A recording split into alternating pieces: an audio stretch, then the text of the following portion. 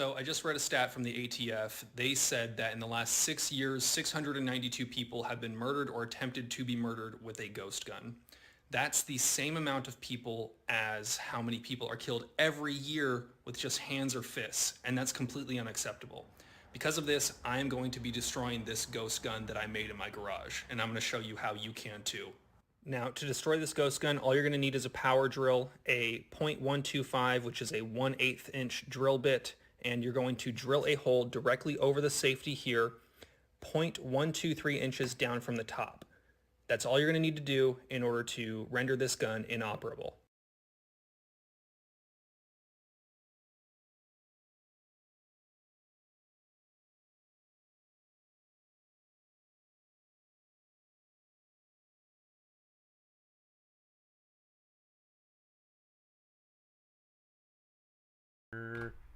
Damn.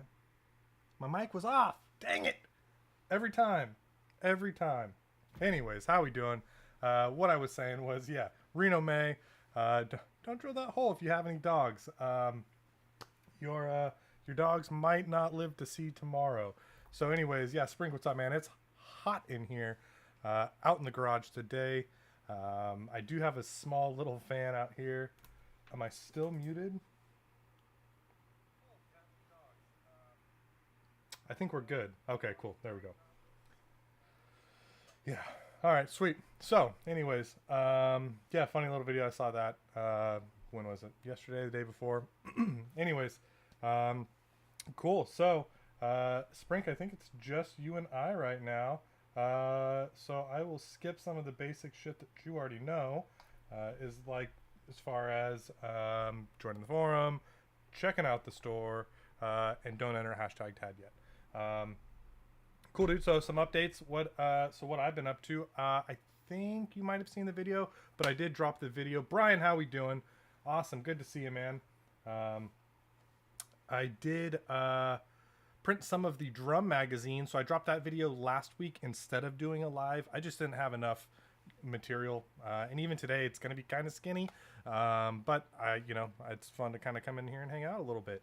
And it's not so hot today, so it's all right. Anyways, so I've printed out 2 of those drum magazines, and here is the first one that I printed. This was kind of like my prototype.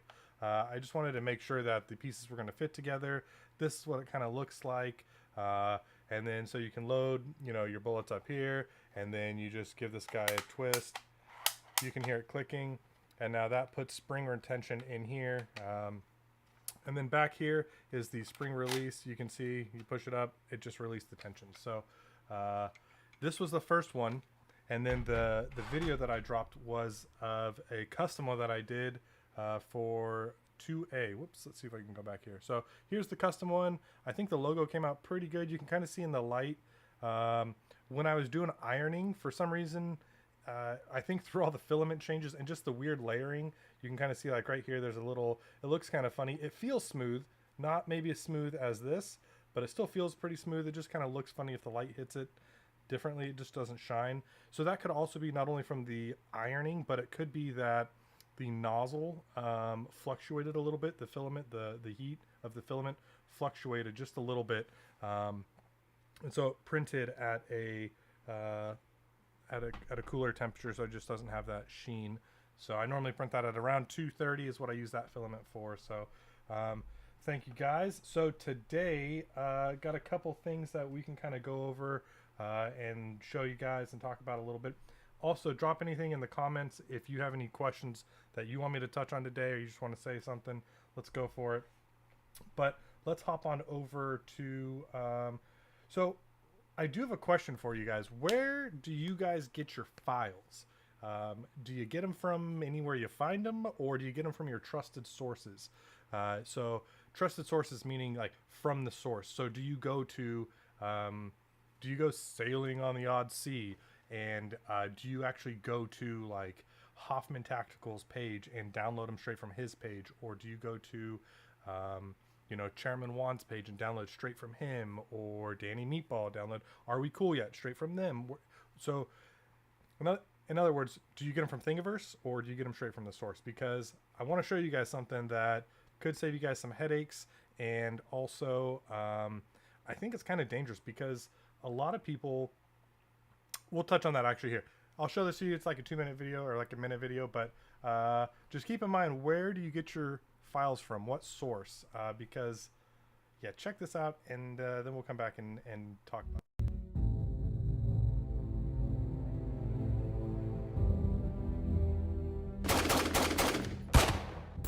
They don't have serial numbers, they don't require a background check, and they can slip through metal detectors. To stop the proliferation of 3D weapons, we attack the root of the problem, their blueprints.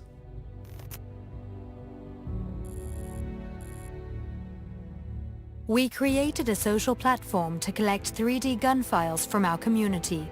Within a few days, we received hundreds of weapon blueprints.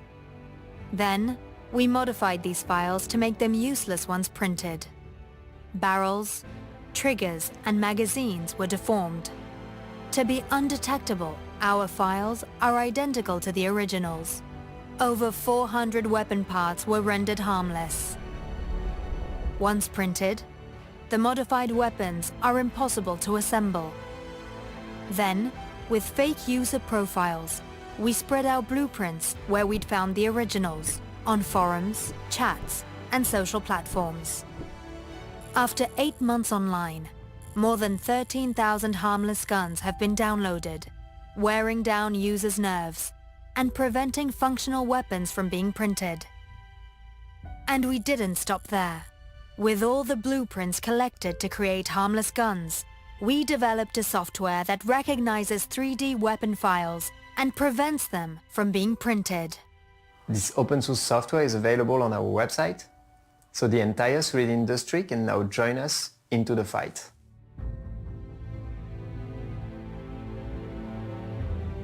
En fait, elle est inoffensive cette arme, c'est-à-dire que les pièces ne s'emboîtent pas. Et d'inonder le web de faux fichiers. Over 1,000 people had already downloaded these blueprints online. Donc voilà une solution pour lutter contre cette prolifération. So that is pretty crazy. That is super dangerous. I get kind of where they're coming from with like, hey, we want to stop gun violence, or hey, we want to do our part and stop these ghost guns from being made. One, you're never going to be able to stop the signal, so there's that. But two, altering a frame or a part that someone thinks is not altered could be catastrophic. That could that could kill someone. I mean, you're talking about exploding parts inside of plastic here. That is super dangerous.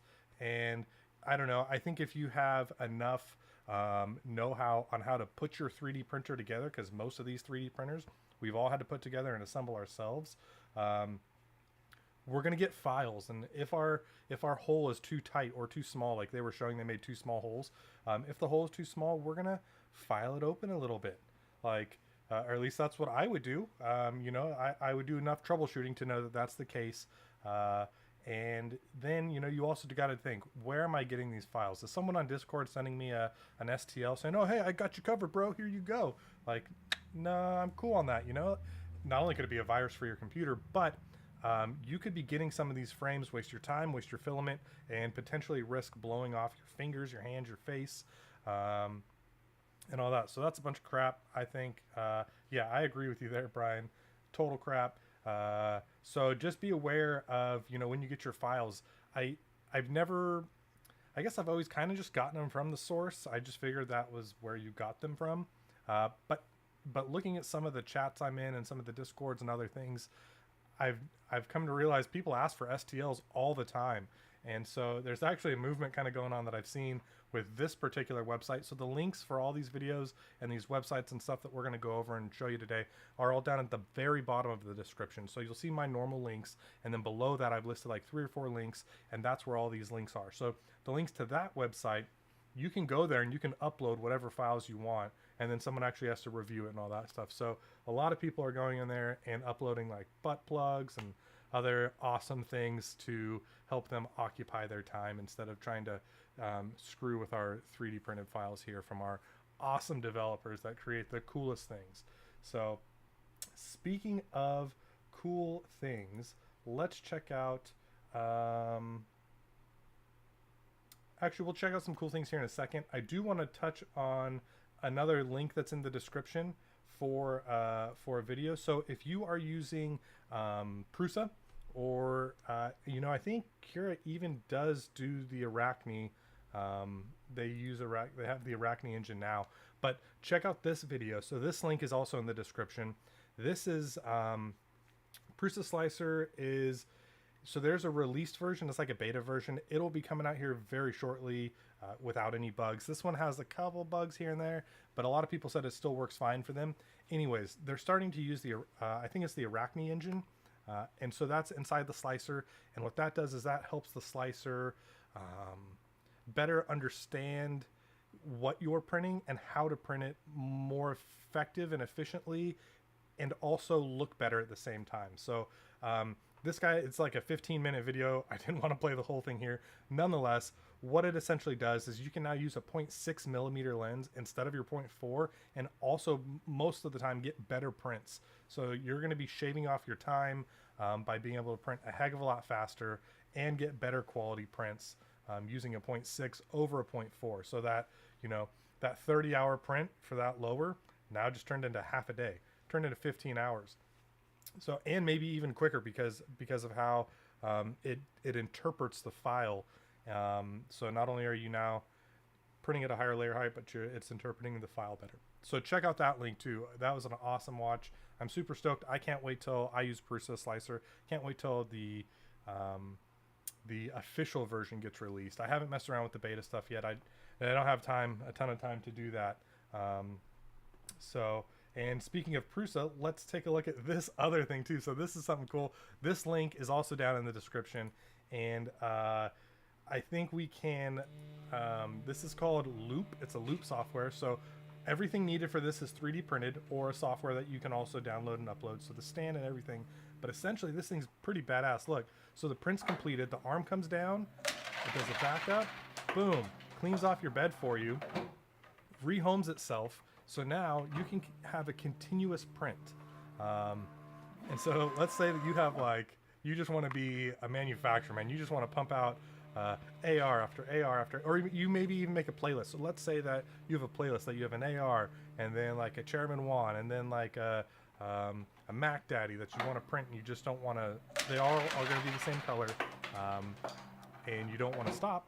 So you can just load them up into a playlist, and boom, press print, and come back in a day and a half, 2 days, however long it takes for all three to be printed, and this thing will have them printed. So I thought that was pretty cool. Pretty nifty anyways. And then so I do have I've been doing an experiment over the past couple weeks or 2 weeks for printing with rails up and also printing with rails down. And so we've kind of touched on this for the past couple weeks. I actually have my frames here. So these pictures are probably good enough, but this is the XD40 frame, and in the README, I'm all about doing exactly what the README says to do. That's how the developers made it, and that's how it was intended. However, those developers said to print it rails up, and I'm like, oh man, here we go. This is like Bloods and Crips, y'all. Like I can't go against my my rails down gang for Live Crew. So if they found out that I was printing rails up, like they might come to my house and take a baseball bat to my printer. I don't know how much that printer is. Are you talking about the the auto stuff? The auto stuff, the auto printer it's all free. I believe you print out all of your own stuff for it, and then the software is free on GitHub, so you can just download it and upload it. I think that's what you're asking me, how much it was. So okay, so anyway, so I did rails up, rails down. So when you're looking at this, you can clearly see the picture on the left when you're looking inside the rails or inside the frame. The one on the left obviously is rails down. While it may look kind of funny on camera, it is super smooth. I barely had to do any cleanup on that frame at all, barely any sanding, and honestly I didn't even have to do it. I just did it because I wanted to do it. And then the one next to it is printed rails up, so you can see it's like butter in there. And then on the flip side, if you go over to the other one where they're laying on their rails, you can, again, that picture kind of does it justice, but it is so, like, where the supports were, and I'm pretty sure my support game's on point. I mean, maybe you need to adjust your supports for printing rails up. I don't know. I figured if supports were good enough for when I print rails down to have good enough internals, that they should be good enough to handle the outside print. So so that one's rails down, and you can see the one on the left for the rails down one is like butter. That came out beautiful. It pretty much looks like it came off the factory floor. And then the one on the right is rails up. And here, I'll switch over to this stream here just to show you. So I'll show you the rails up first, and then I'll show you how it should look. So printed rails up here. Oh, is it not? You're not gonna be able to see that. The green screen does not like it. Let's see. Yeah, green screen doesn't like that. And then same with this one. Yep. Okay. Psych. We'll go back to here. JK, you gotta love. Hey, that's a real ghost gun, right? Look at it. It's all spooky. It's what is going on here? Okay, cool. So we did rails up, rails down. And how do you guys print? I mean, do you guys have, you know, do you print rails up? Do you print rails down? I'll still be your friend if you do print rails up, but I would like to know your secrets, and I would also like to know if they come out clean or not.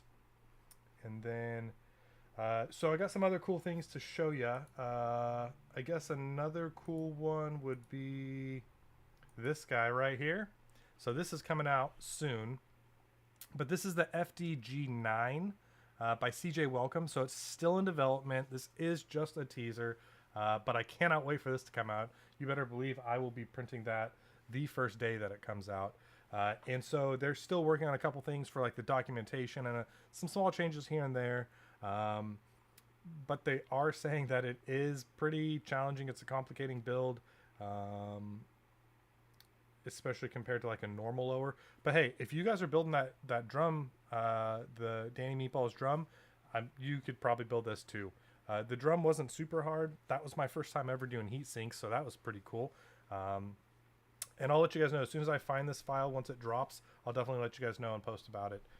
And then I'll probably do like a how to assemble video similar to how I did on the drum. So, what are we looking at? 20 minutes right here. Yeah, no, that's pretty sweet. That'd be an easy like concealed like bag gun almost too. Like, you know, if you had to keep it in like a backpack or a bag or something. It actually kind of looks like those that trap from Ghostbusters. So like when they slide in the trap in the room, like that's what that top handle reminds me of, is the Ghostbusters trap. So that's kind of funny. I wonder, I think it needs a different name. It shouldn't be called the FDG9. It should be called like the Ghostbusters or something.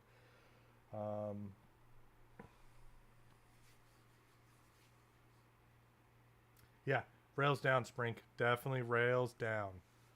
Rails down for sure. You know what? Actually, hey, you know what?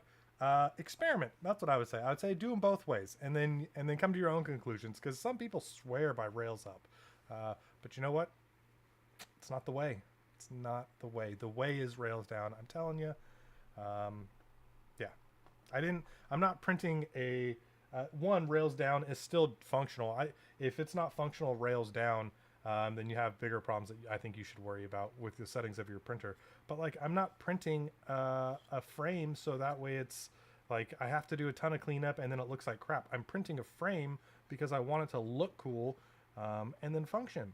And they do both, rails down. So yeah, rails down. And then some other cool things that are kind of coming out is this thing here. So I'm not sure what they called it. I think when I saw it, it's called like the chalk launcher or something. But essentially it is, it's got like an electric firing mechanism. And so you think it uses like rocket engines or something. It uses a mixture of some kind of powder stuff. They say don't make your own rocket juice, I think is what it's called. They say that stuff's pretty combustible. That they use different stuff on here.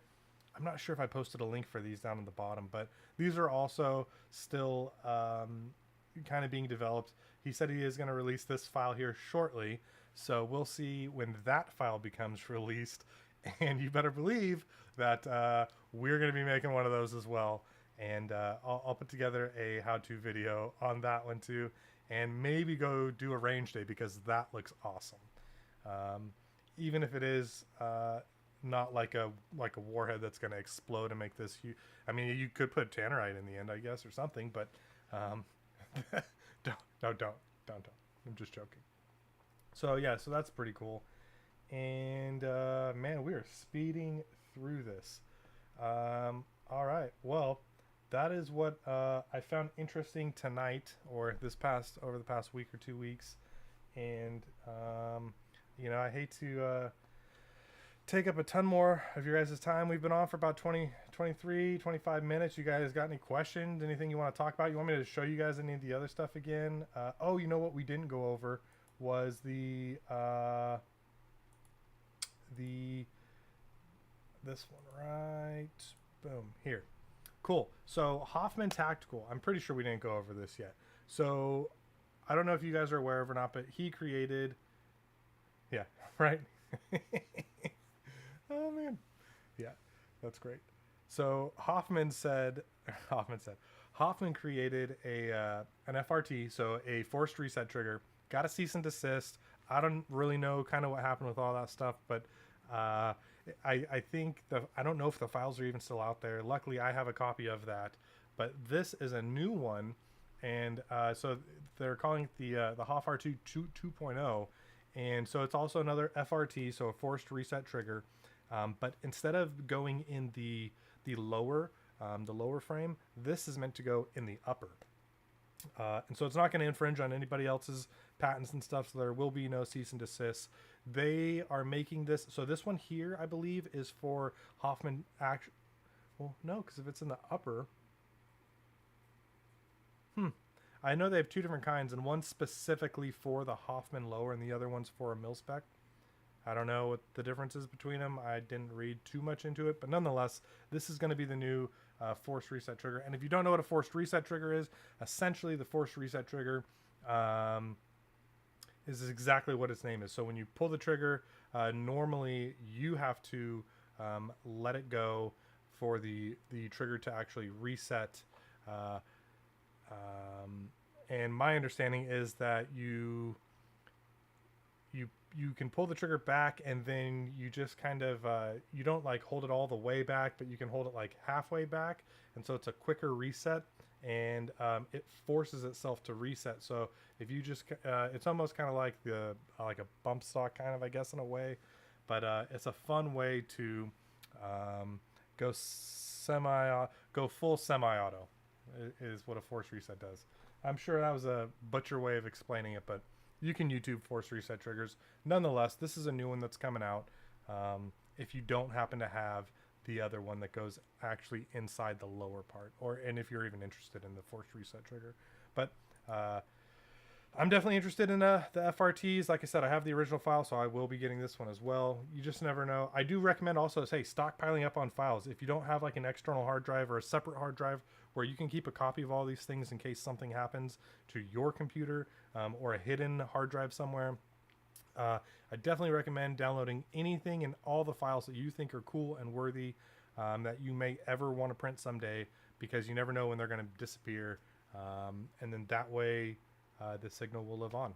So I know I have my files in a couple different places, just in case one place happens to get lost, or in a fire with all the other frames that I printed. So anyways, so that'll wrap us up for tonight, guys. We're pushing about 30 minutes, which is the sweet spot. That's kind of right where I like to keep it. Do you guys have any questions? Anything else you kind of want me to go over? Any more tutorials you guys want me to do? I know it's been kind of tough for me to find kind of a lot of different material to go over since we completed the Fusion stuff. And also, have you guys tried Fusion at all? Do you guys... you know, I know, Sprink, I know you said you haven't printed anything yet, but have you messed around with anything in Fusion? Because you can always, you know, make STLs and just have them kind of prepped and ready for when you are going to start printing. That's actually what I would do. Get a bunch in queue. So that'd be cool. I guess anyways, guys, that'll wrap it up for tonight. thank you for stopping in. I hope you guys had a great week. I hope you have a fantastic Friday and a safe weekend. If you go shooting, take some videos, take some pictures, post them over up on the forum. Again, you guys kind of know where to find me. I'm on Discord all the time. All my links are down in the description. If you ever care to find me, track me down, ask me a question, show me some cool stuff, whatever you want to do. I'm not really on any other forums at this point. Yeah, just not out there. No, I'm not. So, one question: where do you get the spring for the drum from? So in the README file. So when you download that file, yeah, no problem. When you download that file in the README, there is, you kind of got to scroll down. It took me a minute to find it because that was my first question too. I had to ask someone else, and they were like, "Hey, look in the README." So look in the README, scroll down to the parts. There's 3 different recommendations. I think there's 3 different types of springs, and I ended up going with the first one off Amazon. I think it was like $11 for 3 of them or something like that, and so they're super cheap. But it did take about a month or so for them to ship it to me, and it is a spring. Man, I want to say it's like a return spring for a drill press or something. I forgot exactly what spring it was, but yeah, it's that one took about a month for me to get. But there are 3 different types. I don't know about the other 2. I just know the first one I think was the one that they used, and so I wanted to try to use all the same parts so I could hopefully get the same results.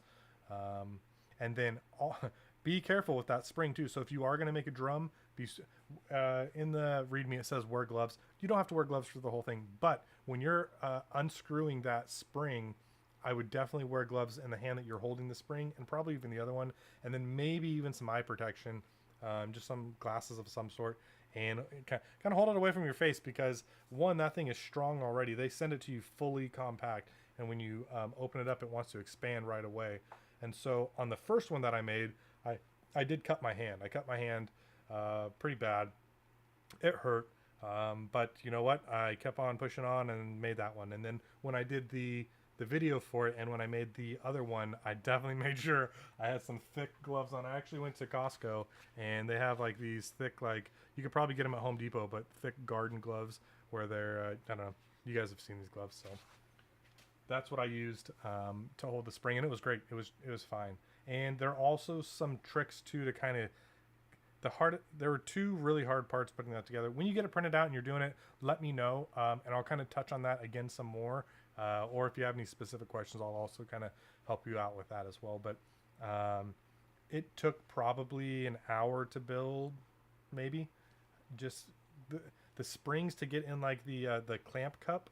There's 3 little tiny springs that you have to get in. That was a pain in the butt. And then the first time getting that big spring in was also a pain. But I got a good little tip for you too, a little shortcut. So let's see. It looks like it comes a tape measure or the drill press, like you said. Okay. Yeah. Yep. So yeah. Again, it took about a month, but that'll give you plenty of time to print the parts. I think all in all it was like a 30-hour print, or like it took me a couple days, because some of the stuff you print, some of the stuff you'll print at 100% infill, and then some isn't at 100% infill, and so I mean it at the speed that I was printing at, I think I was printing either at 40 millimeters or 80 millimeters. I think I did both, and it still took quite some time. It took days, man. So like one day I would print the base, and then the next day I'd print something else, and then the third day I put all the other little tiny parts that I could fill on my bed, and I just filled it up and said print, and so that took another day. So Curtis, how we doing? Yeah man, we're just wrapping up here, but if you have any specific questions, I don't mind trying to cover that or anything. But thanks for stopping by and tuning in. Yeah